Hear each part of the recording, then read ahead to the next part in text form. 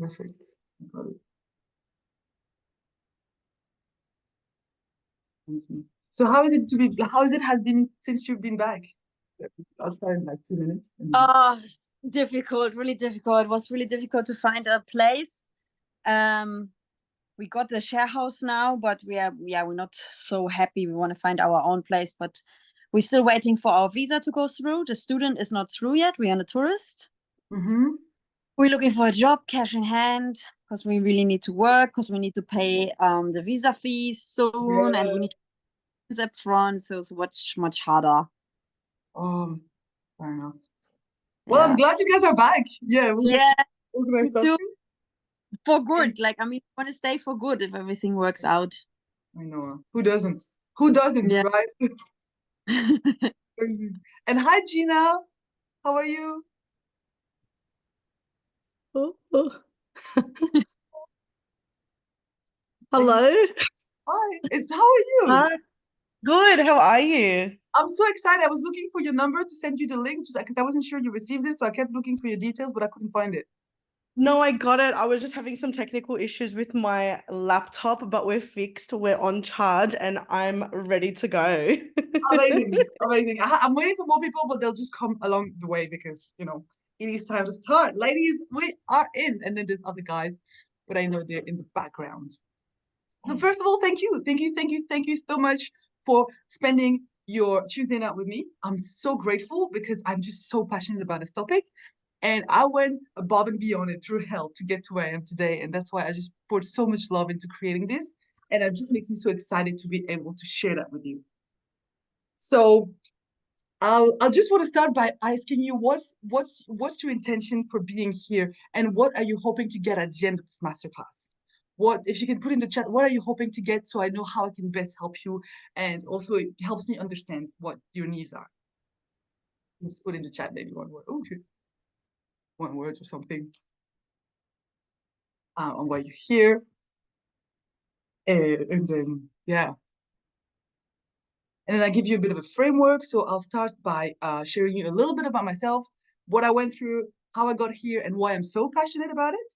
And then I'll take you through 6 hacks, like hacks that I use whenever I have triggers or something's going on with my body where I need to eat to navigate it better, to just help you, So this is the hacks that I'll share. And then I'll just offer you another way if you want to go deeper with me. Okay? How does that sound? Amazing? Thank you. Amazing. So first, I'd like to start. How many of you have ever reached out for food, not because you were hungry, but because you were just sad, stressed, or bored? Right. Yeah, right. And that's the thing, right? We don't realize, but emotional eating is a very common thing. It's very common, and it's more common than we think.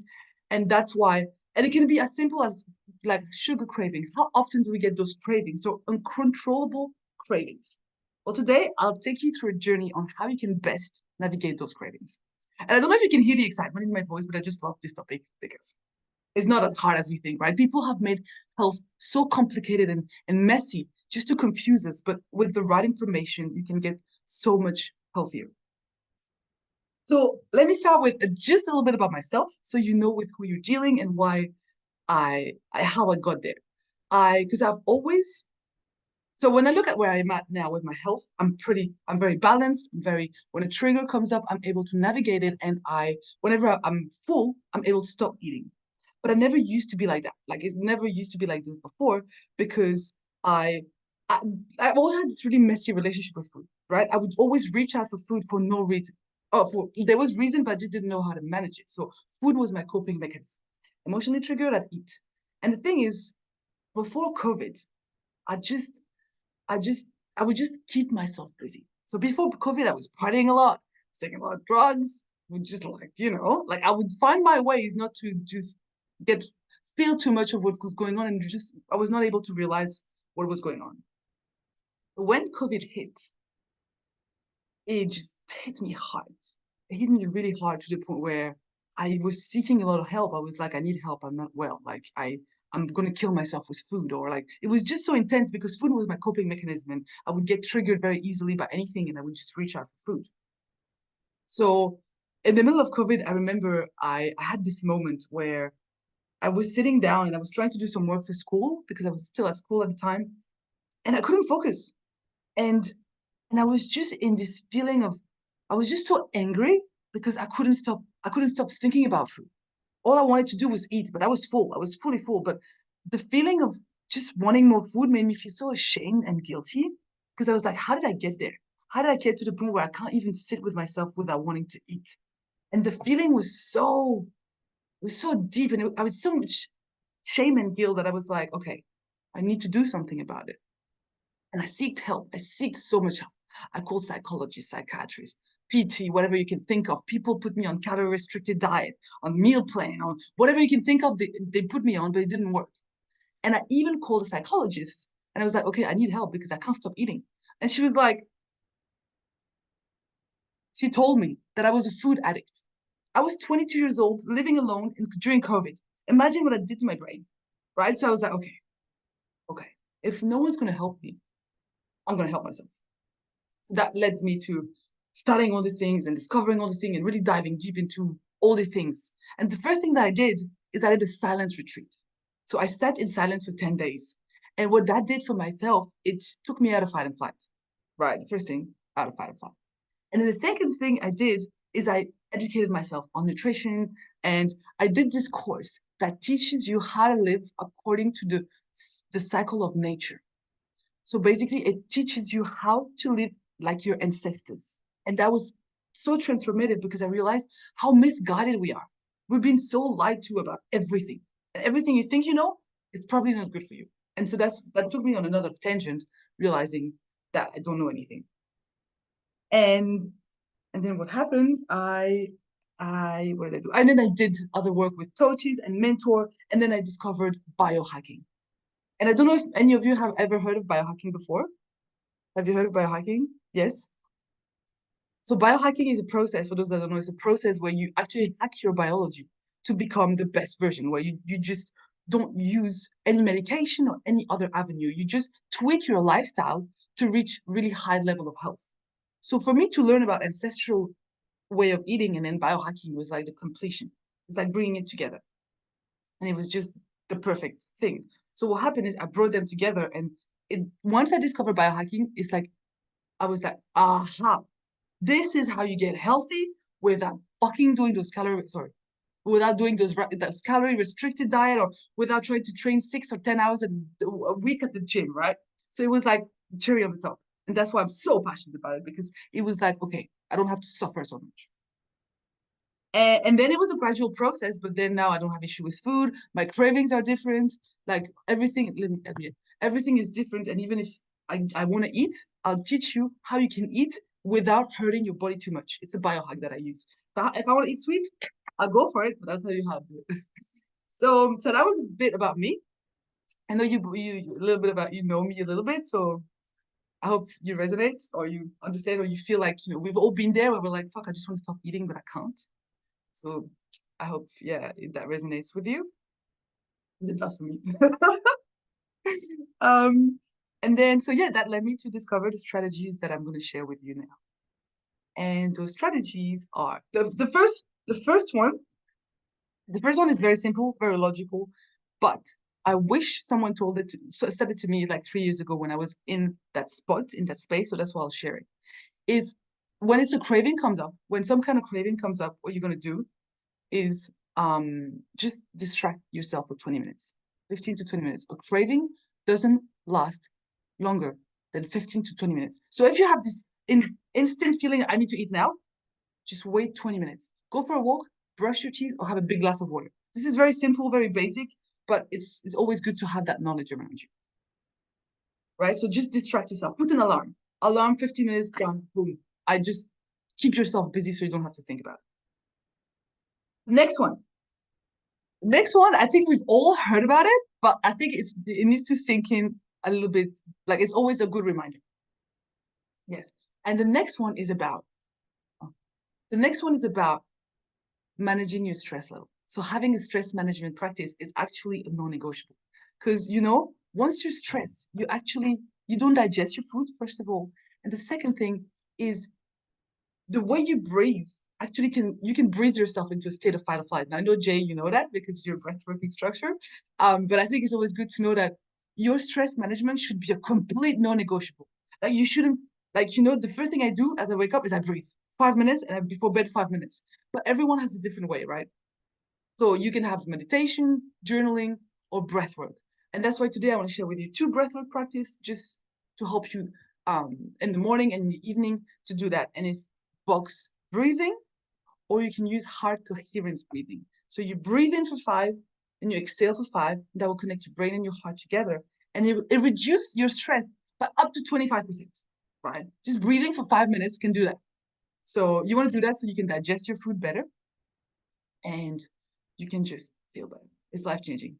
For me, when I started really losing weight when I started managing my stress. Because for my body type as well, everyone has different genetics, but really to manage your weight, you need to be in the most relaxed state ever. Because when you're in overdrive, your body actually can't. It's holding onto the weight. So you need to relax your body. It's the most important thing that you can do for yourself is manage your stress. So for box breathing, you breathe in for 5, and then you hold for 5, and you exhale for 5. That's the most amazing practice that you can do. And I know you know about it, Jay. Yeah, I'm pointing at you because I know you do. But I think you know as well, Gina. But it's always a quick reminder, right? The next one is my favorite one. It's the strategy. If you're gonna eat it this way, because whenever you have a craving or you're triggered by something and you have this feeling where you want to eat, do this because we're gonna eat it. Like I'm still human. Sometimes I have those feelings and I'll still eat it, but I eat it this way. The first thing you want to do, if you know you're gonna eat sweet or you're gonna have a big meal full of carbs, what you're gonna do, you're gonna start with a tablespoon of apple cider vinegar and a big glass of water. There's a lot of clinical research done on this. When you drink that glass of water of apple cider vinegar, what it does, it actually helps your digestion. It gives this digestive enzyme that helps you break down the food better, but up to 30%. So if you're gonna have sweet or carbs, have this before your meal. It's been proven. I'm not crazy. And then the next thing you want to do, if you're gonna have carbs or sweet, make sure you start with fiber or fat. So imagine you're gonna have an ice cream, like full of sugar ice cream, have it, but start with nuts and some avocado or Greek yogurt, or have something that is some kind of greens before, have a salad before, because this, what it does, it creates like a coat, like a protective coat for your intestine, for your digestive system. So if you eat that sugar, you don't get hit as hard. So you basically, you don't hurt your body as much. So it's a really good tip. So you want to eat sugar, that's fine. Just make sure that you cover and you eat that first. So it protects everything. That's what I do, and it works really well. And then anytime that you have your food, that's an extra tip. Make sure you eat your food in a specific order. Always, always, always, always start with your green. Always start with your greens, your fat, and then your protein, and then leave the carbs and the sugar at the end. Never eat sugar on its own. This is like creating a whole mess in your body. So if you want to have sugar, ideally you want to have it as a dessert. If you have a craving coming up, cover it with something before, like almond or Greek yogurt. This is a deal breaker. I've done that, and I can tell you, it's life-changing because you don't get this massive crash where you just want to eat more sugar and you get into that vicious cycle. We know what I'm talking about, right? You eat a little bit of sugar and you want more the next hour. So that really alleviates the crash. So that's one of my favorite hacks if I want to go. And then the last thing you can do, if you eat a lot of sugar, a lot of carbs, as soon as you ate that big meal, you go for a walk, at least 10 minutes. Because that will help your body to dilute the insulin, like the sugar, slower, which then is not going to impact your body as much. And you're going to use your muscle, which then is going to make it way better for your body to deal with that kind of glucose in your body. How does that sound? Did you resonate with it? Did you know that you actually know about it? Yeah? It's really cool. It works a lot, especially if you start implementing that. If you start having a salad as a first meal, no matter what you eat, You start with a salad. Just start with that. Just watch how your health change. The biggest deal breaker with me was I start with greens. That's all big greens. The same amount of greens of carbs that you're gonna have. And that will just yeah. Yeah, just try it and let me know how you go because it's insane. You have more energy, you sleep better, like it just impacts everything because your digestion is and you go better to the toilet. Like the bathroom experience. Side notes, right? Just in case you're interested in that. And so that's my strategy. If I'm gonna eat, that's how I'm gonna eat, and I'm gonna eat without guilt or shame. Because when you eat with that vibration, when you're like, when we eat and we feel guilty for what we eat, just just make sure you eat with the highest vibration ever. Because if you eat with that guilt and shame, and what it does to your body is even worse. Because you're eating from that lower perspective, that lower vibration, and then it's harder for your body even to digest. So eat it, but enjoy it. Like put your heart into it. Like I know I'm putting on weight, but I'm doing all these things, so I'm gonna manage it better. So that was a side note as well. A little tangent. Okay, the next one. The next one is more focused around the emotional part. So if you're an emotional eater, one of the best thing that I've done that worked for me was identifying the trigger. So what I've realized talking to different people and doing different courses is whenever people have this emotional thing where they eat and their coping mechanism is food, it's usually because there's a specific emotion behind it, and it's usually the same. For me, it was frustration. Every time I was frustrated, I had to reach out for food. And being able to recognize that was really powerful because once you become aware of something, you can move through it faster. So recognize the pattern. And also, this is for the female, you need to be aware of your cycle. If you're aware of which phase of your cycle you're at, you're able to understand the pattern and see if it's a legit craving, like, sometimes you need carbs, or if it's just an emotional craving. So if you can track your cycle. So track, for example, your first day of your cycle is the first day you bleed. So the first day you bleed, okay, you don't need carbs, but you can have it. But the week before your period, you need carbs. You have to have carbs. So if you're healthy, your body will crave carbs the week before your cycle. And you have to have those carbs. So it's about understanding the pattern of your body and keeping track of when you crave what. So if it's recurring, it might be something that your body needs. And so staying accountable by journaling those stuff can be super powerful. And being aware of the pattern and track your cycle. Okay, good, done. And what you can do that helps a lot as well is journal how you feel before you eat, while you eat, and after. Because usually we create that dopamine rush before even eating the food. Making the decision of eating that food create this rush. And once you become aware of that thought process, it's so much better. It's so much easier to navigate it because you bring awareness to everything and you can see what's going on. That would be that's it to do. And then the last part with emotion is your body is talking to you through different ways. So tap into your body. I don't know if you've ever heard of somatics, if you've heard of somatics. So do some somatics. Maybe you're gonna eat, like go for it, because food is fucking amazing. But what you can do is just stand up and breathe into your belly and then just gently move and talk to your body. Okay, what do you need? Because your body actually listens. But you just take some deep belly breath, hold your belly, and just ask, what do you need to feel safe? What do I need? And I'm not hungry. What do you want? Just talk, because that's all that your body needs, really. It just needs a bit of attention and nurturing. So breathe into your belly and just ask and be present with that and dance, move very slowly. And as female as well, it's good to just touch your body and just give nurturing to your body, because that's a lot of the time that's what we need. We need our own body to feel safe, and that you need to give that to yourself. It's game changing. And then the fifth one is, if you're gonna eat something, go for savory, because the damage that sugar does on your body, it actually makes you rot from the inside. So when you have sugar by itself, basically what it does, it creates this process, an app to track it. Oh, is there an app to track it? Oh, to track your cycle? An app to track your cycle? Oh, yes, I can put that in the chat. I use an app called Lively. So what it does is every single time my bleed comes, I put it in and it tracks everything, and I track my symptoms. I track my bloating. Lively app. Yeah. Oh, thank you. Sure. So I track my cycle through this app. It's very helpful. And yeah, this one is like, I think it's $30 or $40 a year. And then there's another one that is free. It's Clue. And yeah, it's a good idea to use an app because you can see the pattern. Because I know I crave carbs only a week before all the time. Where was I? Oh yeah. Did you have any questions from there? Yeah, if you want to ask questions, feel free to put it in the chat. I'm happy to just answer anything.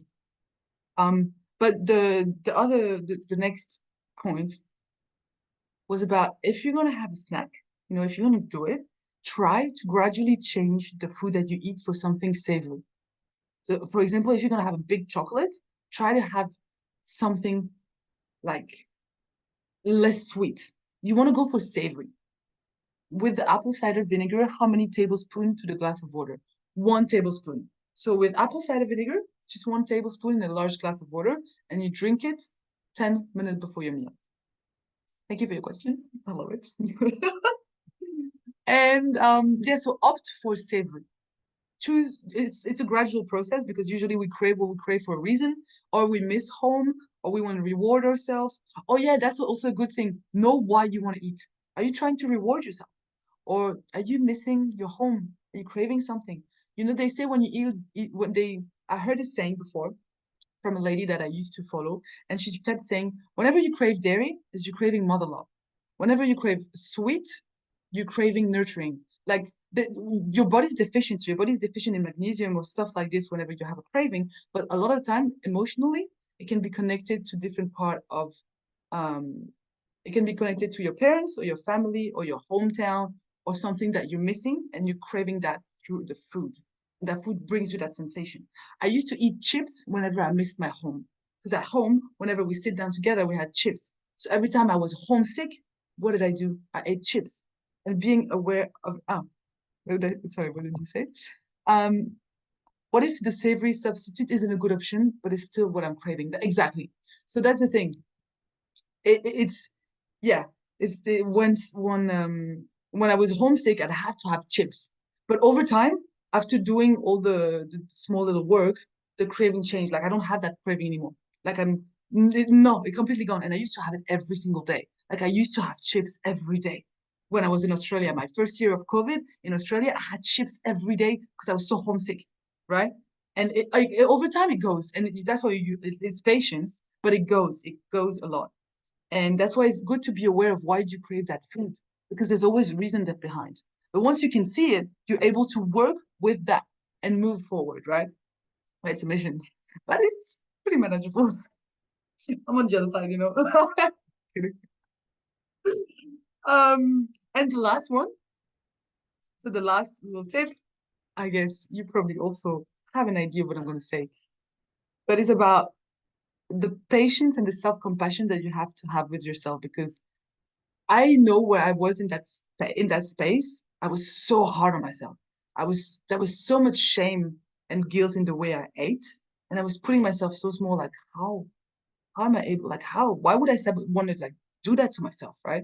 And it was just so tough. And so really bringing that aspect of, hey, it takes time, but it's not impossible. It's completely reversible. It's completely reversible, and it happens to so many people. People just don't know it happens to them. And we reach out for food for anything, and the marketing industry has spent billions of dollars to make you addicted to food. So it's not even our fault. Isn't yeah, money is like they used to spend all the money in the tobacco industry. Once people start reducing the smoking, they invested all that money in food. So we're constantly marketed and brainwashed to eat more and eat all this food that have no nutrient. So it's not even about you. It's not even your fault if you eat. You've been conditioned to want to eat those things, right? So that's why it's really coming from a place of, okay, I need to navigate this with the awareness of what was going on, but there's so much going on that it's just really putting one step at a time and really realizing that it's a journey. So that was it for so that's it for all the tips that I shared. So I'd love to know what if you gain anything from these hacks, what was your main breakthrough from that, and if there's anything that you will implement in your everyday life. Yes, yeah, you can share. No, I didn't know that. I did not know that was apple cider vinegar. I think I've heard something similar before. And also this was eating a salad or avocado before to protect. I also didn't know. So it's really helpful. What I also sometimes do, or what I did when I had a PT, instead of a chocolate, I was eating a des. I don't know if it's like Okay. a des, what's in English. So not a dried grape, the bigger ones. Oh, I don't know yes. that's how you say it. Yes. Dates. I don't know what it is. Yeah, I don't. But you know, That's dried fruit. It's late. What is it's a it? what? Dates. Dates? Dates. Yeah. Oh, Dates. dates. Yeah. Oh, yeah, yeah, dates. Oh, you know, dates Yeah. is good. Dates is amazing. With a nut. So I That's put it in a perfect. nut, Yes, and then you that's really good. protein and it's like it has this sweetness. So yeah, that's what helped me also. Yeah, that's good. That's That a good option. or That's good. dark chocolate or dark Dark chocolate. chocolate is good as well. Yeah. If I if was it's 70-80%, it's better. yeah. Yeah, that's good. Yeah.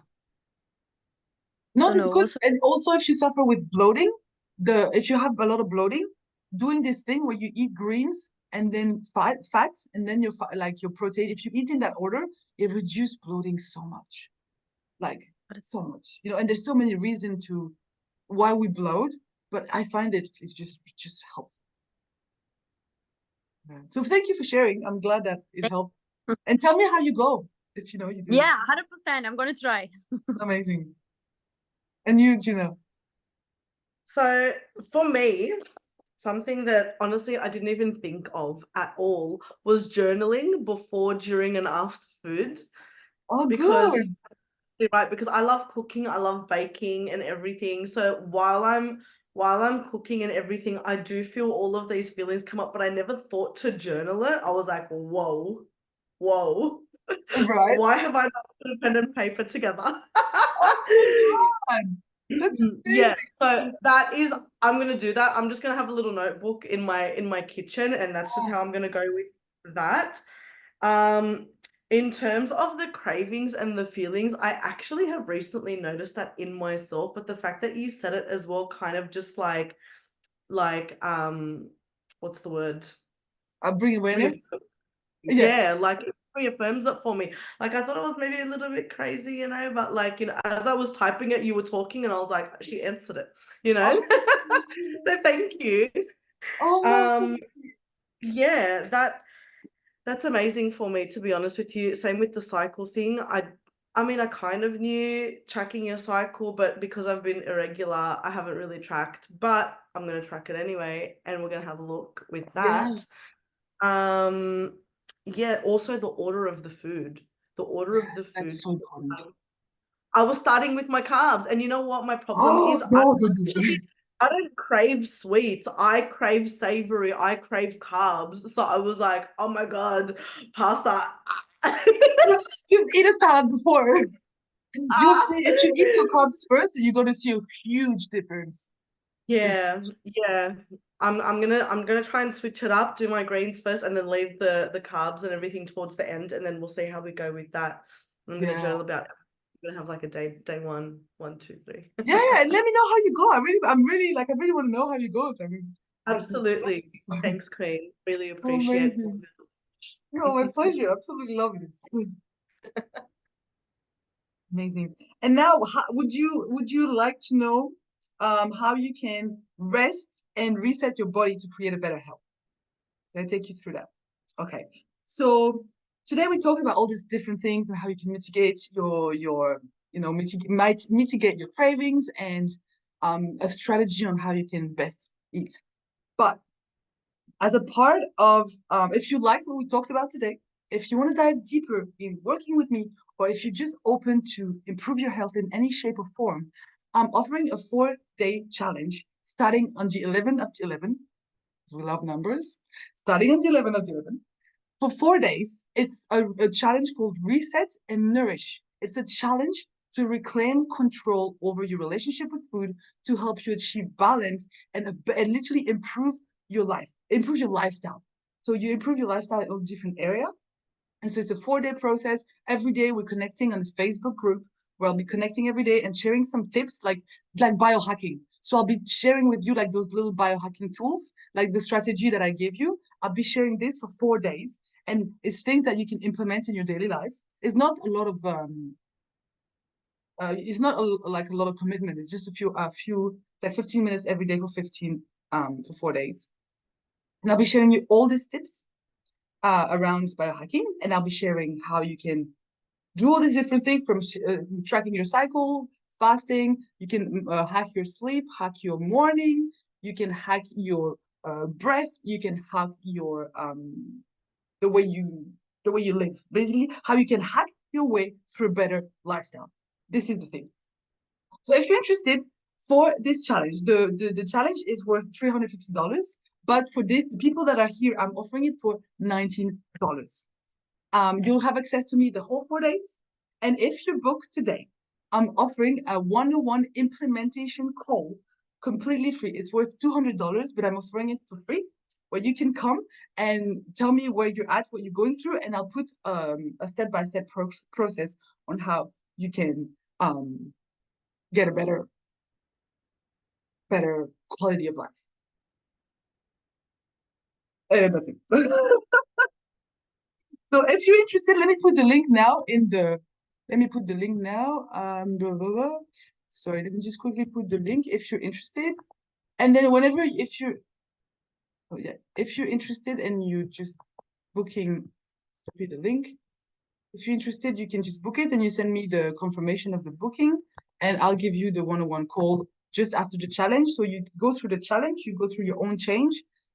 There's a community part of it, so you get access to me for 4 days. There's a community, we connect together every day, we share where we're at, and I'll be teaching as well fasting. So I'll be teaching you how to fast according to your cycle, how to live according to your cycle, my belief is that we have to live according to how our ancestors used to live. That's mainly the basics of teaching that I teach. And then after the 4 days, you have a one-on-one with me, where you tell me where you're at, how you've been, and then the magic happens.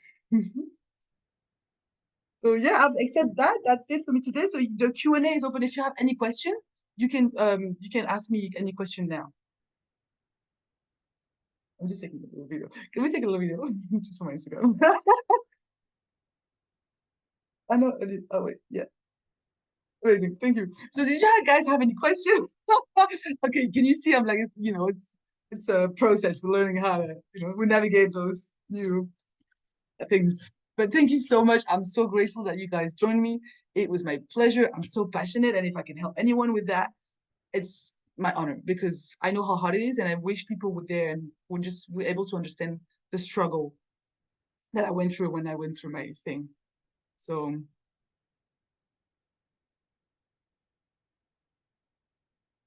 thank you. Oh, my love, thank you so much.